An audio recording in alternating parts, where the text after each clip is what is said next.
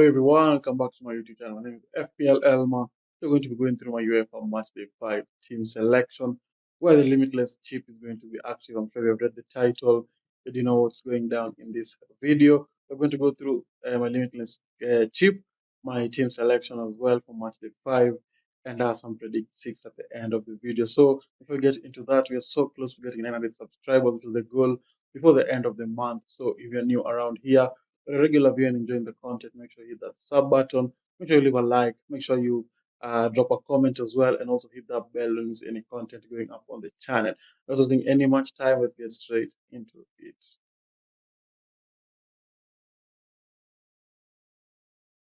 So first, we're going to start off with my match day 4 team review, and it feels like a very long time ago, around 4 weeks or so. Managed to score 56 points, came out overall points in the 4, and a small green arrow to 223,000 in the world as well. So not a bad match day, all things considered. A very good match day, of course, missing some key players in there, but it is what it is. So we had Milinkovic in goal, who scored 7 points. We had Mamardashvili on the bench, who scored 6 points. So we were lucky with that one. Then we had Timber, who got a clean sheet for 6 points. Balde and De Frey 1 and 4 respectively. Yamal, I think, got a goal or an assist for 9 points. Family Lopez got an assist as well, although they were beaten by, they drew Club Brugge. Sorry for that. And then we had Olise with 5 points, Gordon 1 point, Haaland Haaland scoring a goal for 12 points, and a quiet game for Kane and Mbappe, who scored 2 points each. Of the bench, I can't remember who we had. I think we had Anton, who scored 7 points, and I can't remember the rest of the players, if I'm being totally honest. But yeah, we still managed to score 56 points. Overall points was very good as well. So hoping for that for match day 5, we can be able to improve on that as we activate the limitless chip. So now let's look at what match day 5 has in store for us.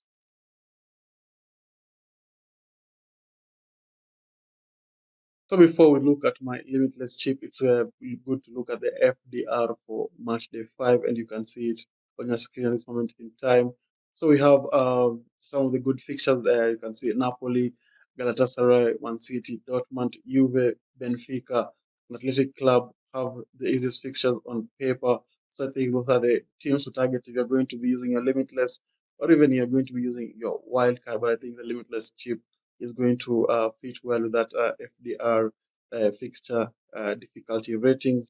And as you can see there, Napoli are playing Karabag, and they have the highest goal tally, same as the highest clean sheet potential.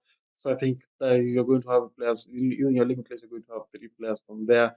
So the Galatasaray, very good, decent goals and clean sheet potential.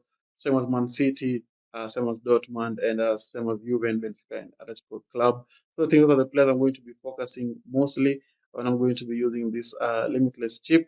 And I think you should also do the same. So now let's look at what I'm going to be doing for the limitless chip.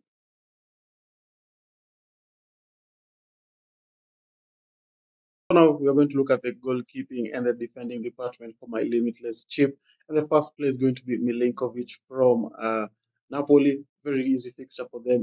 They're going to be playing Karabag. Although Karabag have shown that they can be able to punch a little bit above their weight, they're still, I think, Napoli are going to make light of them.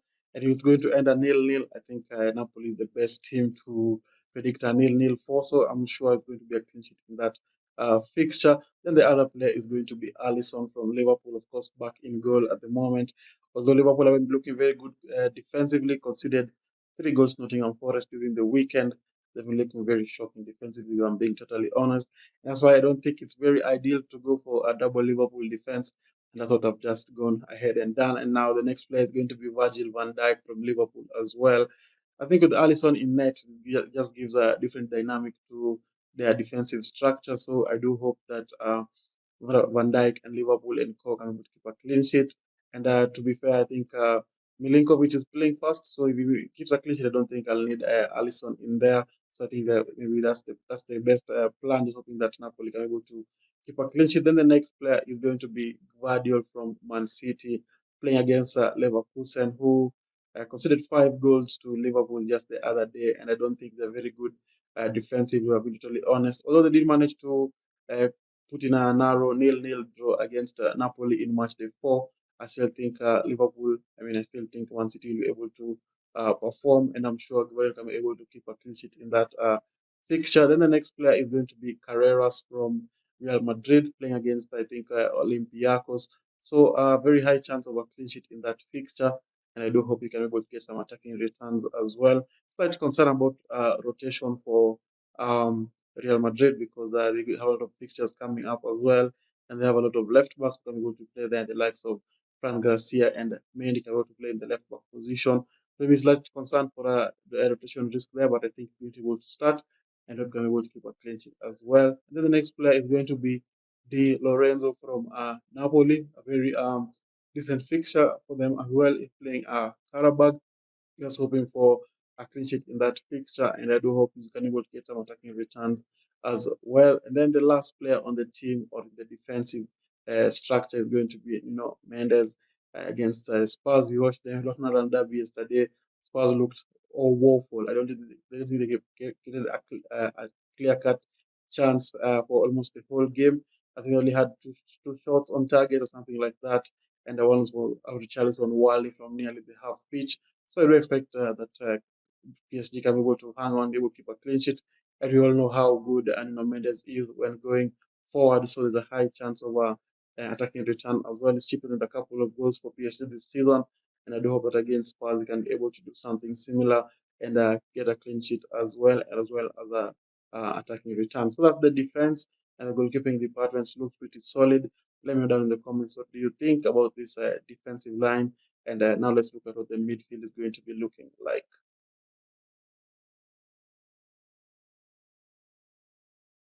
Then next, we can look at the midfielders where we're going to be starting off with Phil Foden from Man City. Of course, just hoping that the Pep roulette does not strike in this game and hope it is going to go full squad. I know it's not a tough fixture for them. They have a lot of squad depth, like the likes of Savio who can be able to play in Foden's possession. But I do hope that Foden is going to play. Hope he's going to be able to perform as well against Leverkusen. As I've mentioned, Guardiola did concede 5 goals, and I do hope that Foden is going to be instrumental in that. And he also did score, I think, a brace against Dortmund. So I'm able to replicate something similar against Leverkusen. And the next player is going to be Mo Salah. I'm sure a surprise to many people that is going to make the team. Well, they do play PSV, who have been very shocking in the Champions League. So I do hope that Salah and Co can be able to perform and hope he's going to be able to get an attacking return as well. I know Liverpool have been very shaken, very poor this season, but I do hope. But in the Champions League, they've been looking very good. So I do hope that I can be able to perform in that game against PSV. Then the next player is Scott McTominay, who has had a wonderful time at Napoli and also for Scotland. His goal in the international break was amazing. That bicycle kick was an amazing, amazing goal. And I do hope that against Karabakh, he can be able to perform. I'm going to be able to start as well. And I do hope he's going to be able to get an attacking return in that fixture with how informed he is at the moment. I'd expect nothing less. Then the next player is going to be Vinicius Junior. I know Vinicius Junior hasn't scored or gotten an assist in a very, very long time. I think since October or something like that. So going to be interesting to see how that is going to go. And I hope that against Olympiacos can be able to perform. Probably going to be able to get the start. I'm not so sure we started the game against Elche where they drew 2-2, but I do hope that against Olympiacos can be able to start and be able to perform as well. Then the last player in the team sheet is going to be Kvaratskhelia against Spurs. I just go back to mentioning the North London Derby. Spurs looked very poor defensively as well, and that's why I'm going for Kvaratskhelia in there. I do hope he's going to start. He didn't start during the game for PSG during the weekend. He was there, but he still came on and got, I think, an assist or a goal. Not so sure what he told, but he did get an attacking return off the bench. So I do hope that this time he's going to be able to start, and I do hope he's going to be able to perform against Spurs. But I think that is a very decent midfield, full of goals, full of assists as well, and I do hope he's going to be able to perform. So that midfield. Now let's look at what the forward line is going to be looking like.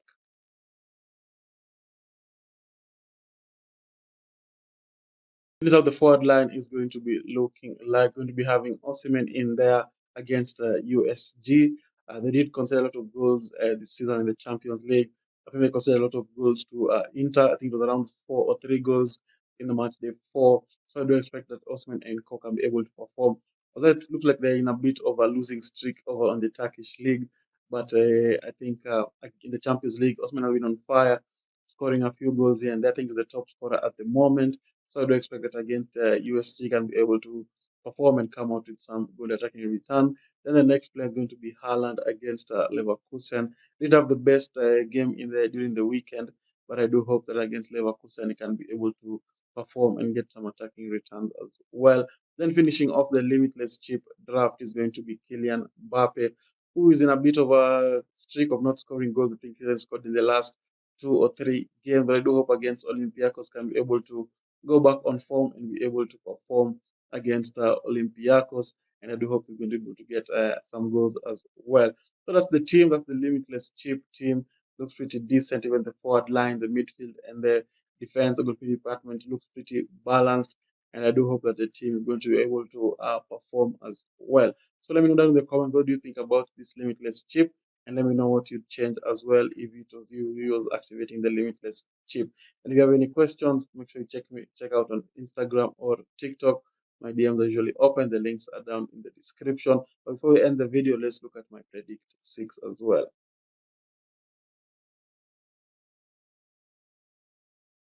Now we're going to go through my predict six for match day 5.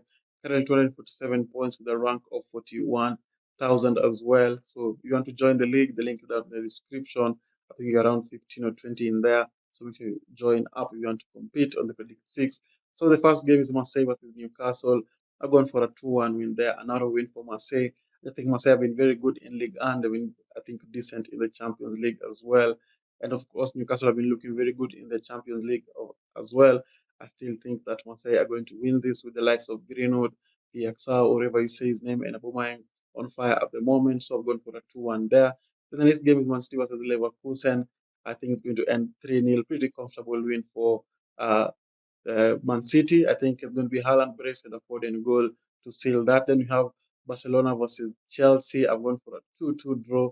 A not surprising result for many people, but I do think it's going to end in a draw. I don't think Chelsea are going to let them wipe the floor with them. So we're going to go for a 2-2 in that fixture, just because they're at home as well. Then the next fixture, Liverpool versus PSV. I think a pretty comfortable win for Liverpool here. 3-1 comfortable win. The Salah scoring a hat trick in that fixture. Then the next fixture is Arsenal versus Bayern Munich out of Premier League games as well. I think all of them, also almost all of them are Premier League games for some weird reason. I still think Arsenal versus PSV, I mean versus Bayern Munich, I think it's going to end 1-1 in that fixture, and Bayern will continue their winning streak or not losing streak, if you can say that. They've been very decent, so I've gone for a 1-1. Then the last game, Atletico Madrid versus Inter Milan, the battle of the Terrorismo, or whatever you say. Sorry for that. I think it's going to end 0-0 in that game. I don't think any team is going to go to score since they play very, very terrible football, the both of them. So 0-0 in that fixture. You know, down in the comments, do you agree with my predict six, or do you think I'm just waffling here? But I think very decent predict six. Hope they will get a green arrow as well. So that is my limitless chip card draft.